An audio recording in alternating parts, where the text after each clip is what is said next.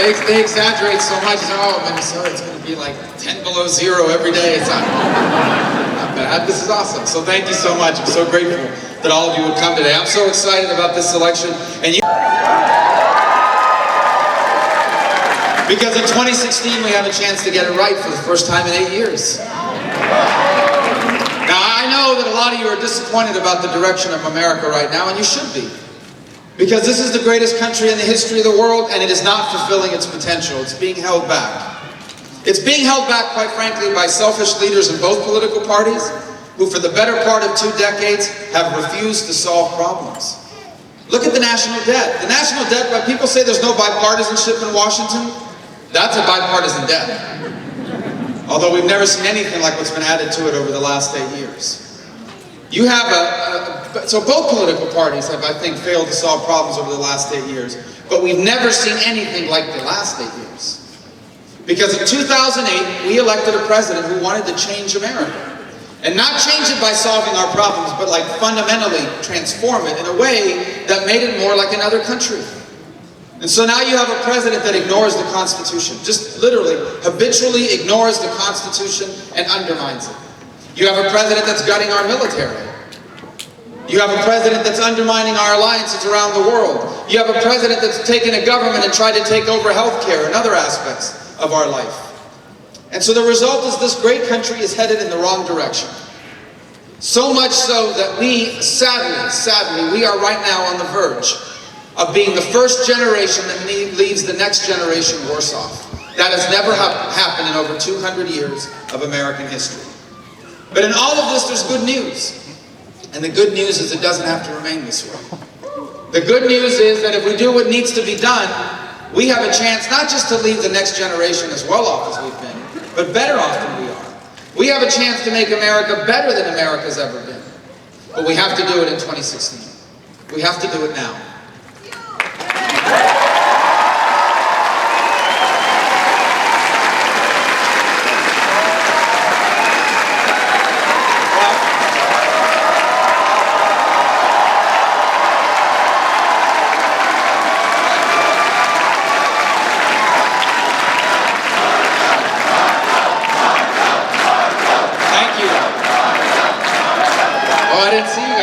Thanks, guys, for being here. I didn't know there were really young kids sitting here. Well, I'm glad you're here. I'm really glad you guys are here. Young kids, let me guess your ages, between 6 and 12, right? How old are you, 12? 11. I'm pretty good, man. I can 11. You're 5. How old are you? 4, 5, 6? He won't say. He's holding out. Do you have a job yet? No? Well, I'm glad they're here because it reminds us of what I just said. That what's at stake is what will America look like when these young kids here are my age or younger, when they graduate from college, when they start a family or a business or buy their home. That's what's at stake here. That's what we get to decide. But first we have to win. We can't do any of these things that we're going to talk about today if we don't win the election. And that means we have to nominate someone in the Republican Party that has a chance of winning the election.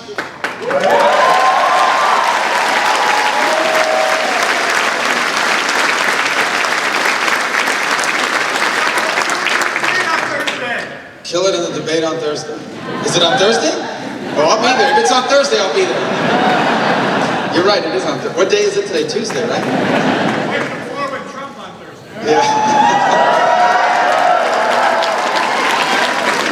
This is a rowdy crowd, man. Holy smokes. I don't...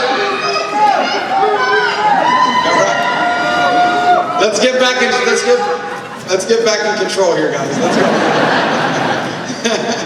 So we have to win. We have to nominate someone that can win. Now, let me tell you in the past what that's meant. In the past, they've said to you, we got to nominate someone. That means we have to settle for somebody. Somebody that maybe you're not excited about, or someone that ain't the right choice. But you know what? They can win. That's not what it doesn't work. Doing it that way doesn't work. I know I can win this election. You know who else knows I can win this election? The Democrats know I can win this election. That's why. That is why they attack me more than any other candidate in this race. Why do I know we can win this election? Number one, because I can bring this party together. We can't win if we're divided against each other. If we're still fighting against each other in 2 months, 3 months, 4 months, we'll lose. If come October or November, a third of the party, half the party is still upset at the way it turned out, we'll lose. I can unite this party. You're already seeing it. It's happening. As candidates drop out, people join our team. I admit, maybe I wasn't their first choice because for a lot of the people in the Republican establishment, they didn't want me to run for president. They wanted me to wait in line. They wanted me to wait my turn. I didn't know there was a line. And there shouldn't be for the most important job in the world.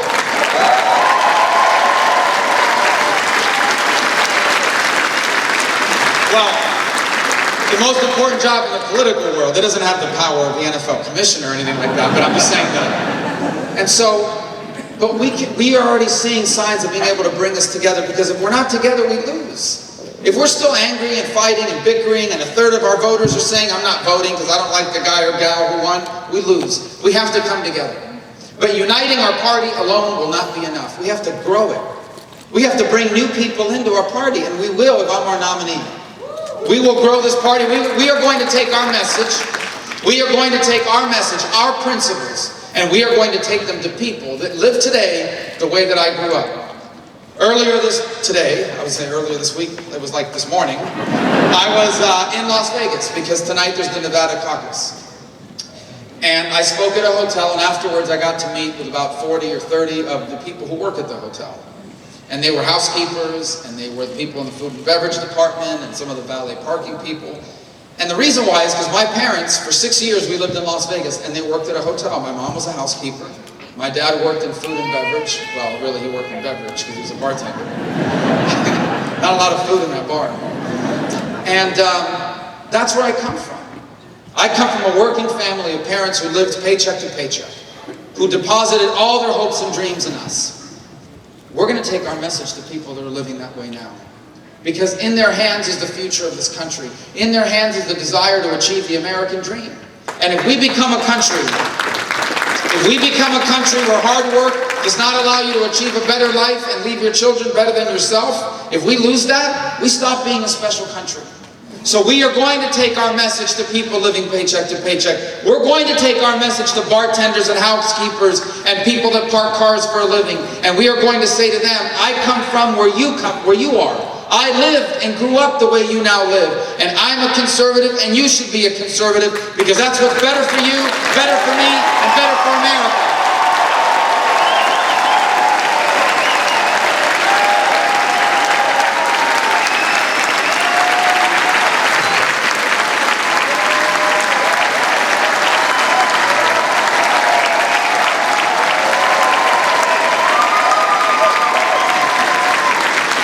I'm also excited to see a lot of young people here, and I mean young, you know.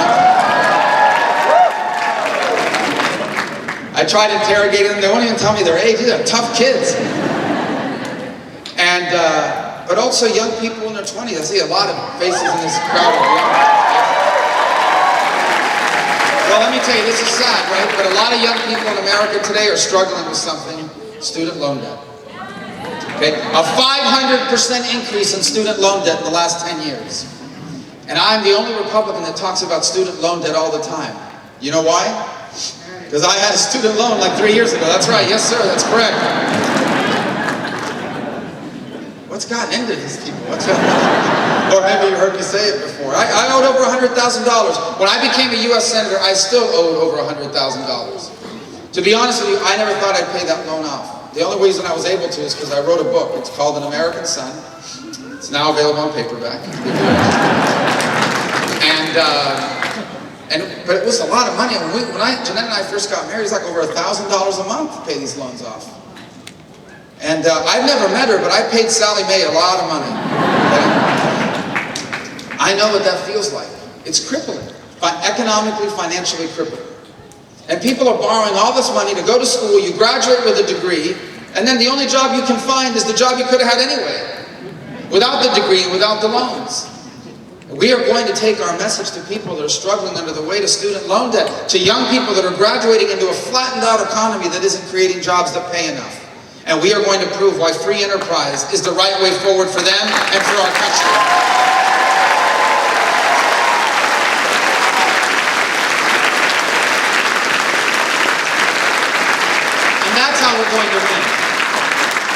by unifying our party and by growing it. That's how we're going to win. Because we can't afford to lose. This cannot be an election about nominating someone just to make a point. This can't just be an election nominating about someone because they seem angrier than everybody else. We're all angry. We're all frustrated, but you have to solve a problem. We've got to solve this problem.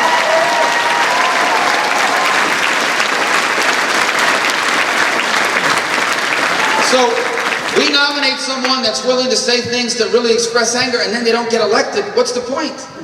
We will lose this election unless we nominate the right person. We will lose this election unless we can bring this party together and we can grow it.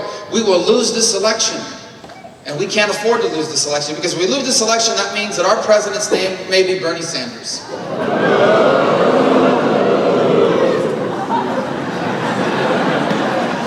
Bernie's actually a very nice guy, but he's a democratic socialist.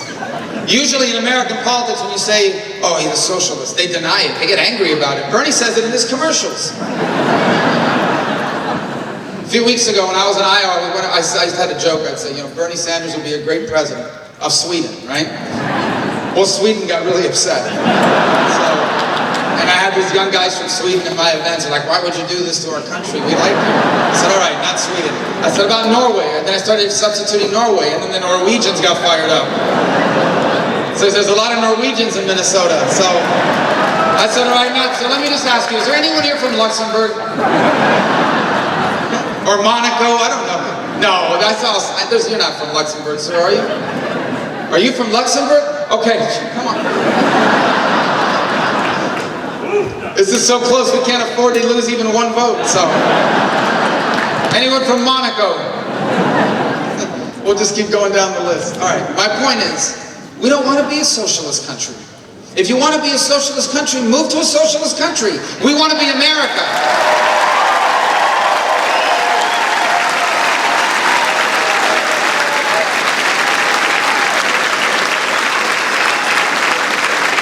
There is another candidate running on the Democratic side. We can't lose to her. Her name is Hillary Clinton. She's under FBI investigation. That's not like a good sign for a campaign, okay? But it's not a laughing matter, because she's under FBI investigation because she took intelligence information, secrets, and put it on her server because she thinks she's above the law. And I'm going to say this is what's not a laughing matter. This was serious. She's disqualified from being commander-in-chief.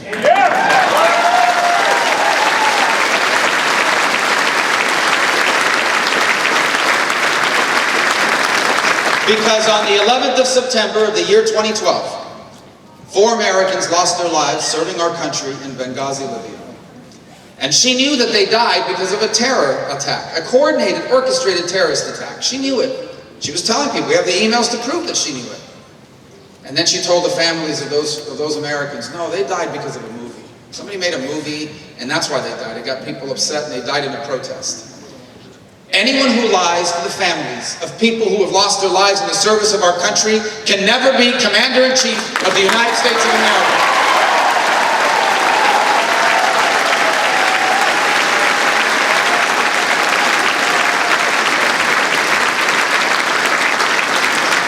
So, we have to win this election because the consequences are extraordinary. If we lose, it means all of these policies Barack Obama has put in place become permanent. If we lose, it means that Justice Scalia will not be replaced by someone like him, who believes the Constitution is supposed to be applied according to its original meaning. It means he'll be replaced by someone who thinks the Constitution means whatever you want it to mean. And look, if the Constitution means whatever you want it to mean, it doesn't mean anything. So we have to win this election. We cannot take the risk of nominating someone that cannot and will not win and cannot and will not unify our party. And that's why I'm asking you to caucus for me a week from today.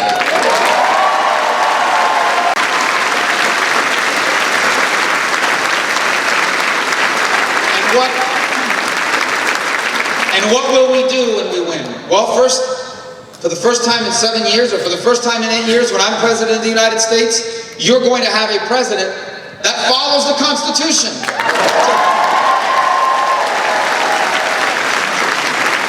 That means on my first day in office, On my first day in office, I am going to immediately repeal every single one of Barack Obama's unconstitutional executive orders.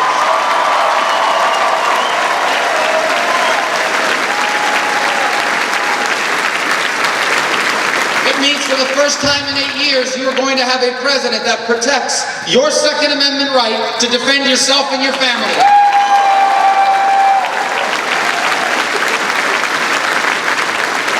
It means for the first time in a long time, you are going to have a president that understands that if there is a government solution, because it isn't probably not at the federal level. The federal level was designed to be a limited government. The Constitution tells you very clearly what the powers of the federal government are. And if it's not on that list, the federal government doesn't have it. You're going to have a president that understands there is not a federal solution to every problem in America.